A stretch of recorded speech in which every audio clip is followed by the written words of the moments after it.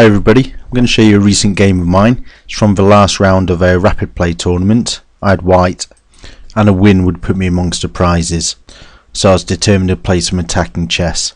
So game open e4, e5, knight f3, knight f6 and receive a Petrov defense or the Russian defense, which is a very solid opening, and Anatoly Karpov was a fan of this system.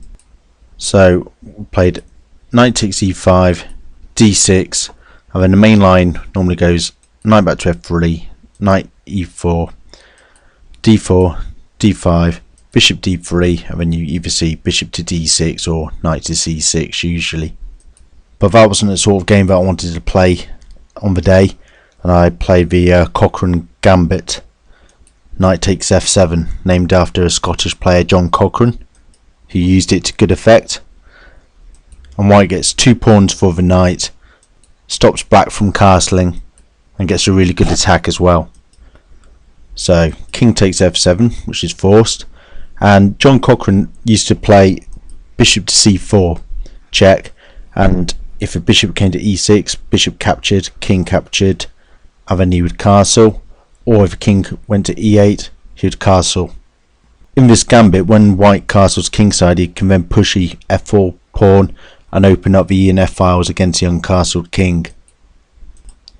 The antidote to that move, however, is d5, and after e takes d5, you don't get knight takes d5 because queen f3 check would win. Instead you play bishop to d6, and after white castles, black plays rook to f8, d4, king to g8. Black is much better, although white's got 3 pawns for the knight. They're doubled, 2 of them are doubled, blocking the bishop on c4, whereas black has got an active bishop on d6, the knight on f6 ready to jump to g4, and black's achieved a normal castled position. And it doesn't matter that his f7 pawn isn't there so much because there's no threats coming along this diagonal, and it's actually opened up the f-file for black's attacks. So we don't play bishop c4 check straight away now, and play d4, and the pawn on e4 can't be taken because if knight takes, queen to h5, king to e7, to show you if the king goes to g8, queen to d5 checkmates, bishop takes, queen takes. So king to e7, queen to e2, pinning the knight, and if you protect it with bishop f5 or d5, bishop to g5 check, wins the queen. The best move in this position is considered to be c5. After pawn takes, just knight to c6 developing, and then if bishop c4 check, bishop e6, king takes. And although black's king looks quite exposed, white can't really get at him, and if we look at the position, white is the one who's far behind in development. But my opponent played the logical move, bishop to e7, preparing to get his king out of harm's way, knight to c3, rook e8, bishop to c4 check, and bishop to e6. And it's tempting to exchange bishops and get the king to e6, but again, there's no real way to get at the king. I mean, you could try something like bishop takes, king takes, and then f4, but the king can just go over to the queen side if need be. So I went for a different way of opening up the position with d5, hitting the bishop, and obviously that d5 pawn's getting away with my own pieces, but it's not going to be there for long. Bishop to g4, f3, bishop h5, e5, attacking the knight, pawn takes, d6 check, king to f8, pawn takes check, queen takes, and material is now level, and black's absolutely fine in this position. However, I think my opponent was still in the mindset of trying to defend against an attack, and it goes wrong on the next move.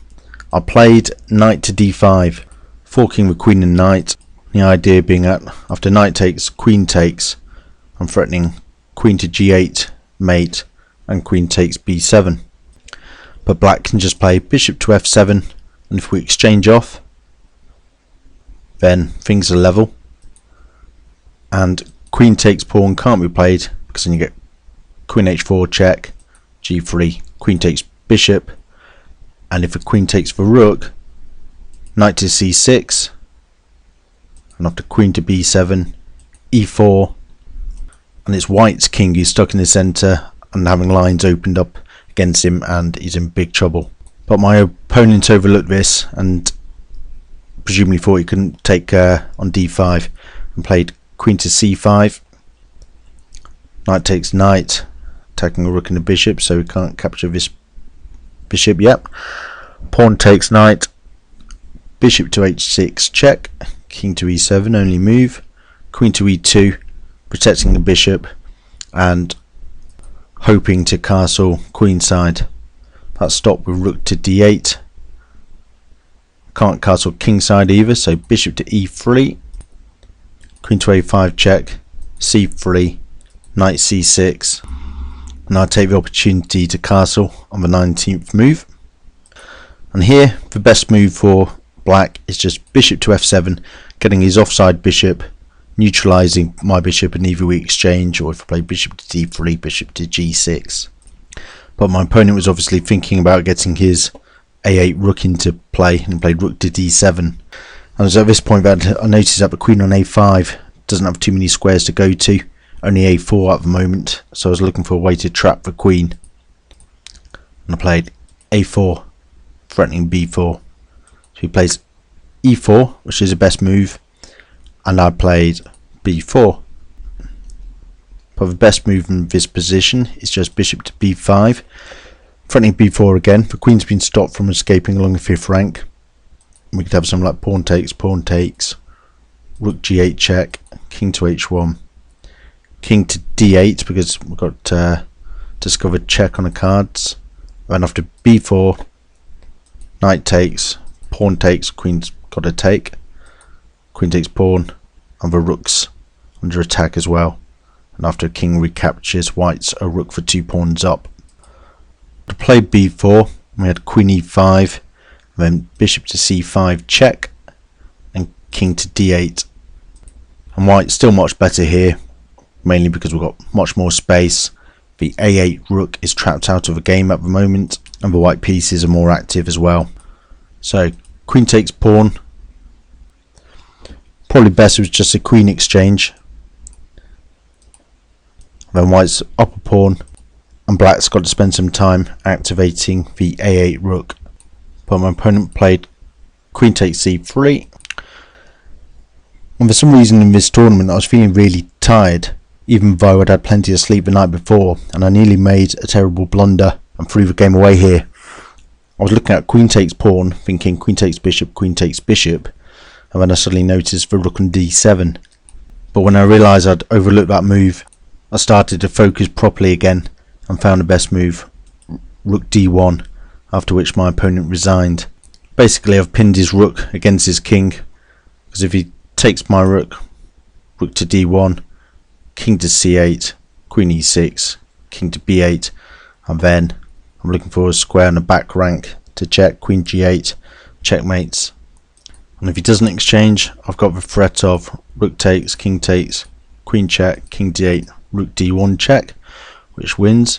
And the best move for black is queen to e5, when we get rook takes, king takes, rook d1 check again, king to c8, and then you can win with queen takes h7, but the nicest way is queen takes knight, and if it captures, bishop a6, king b8, rook d8 checkmate.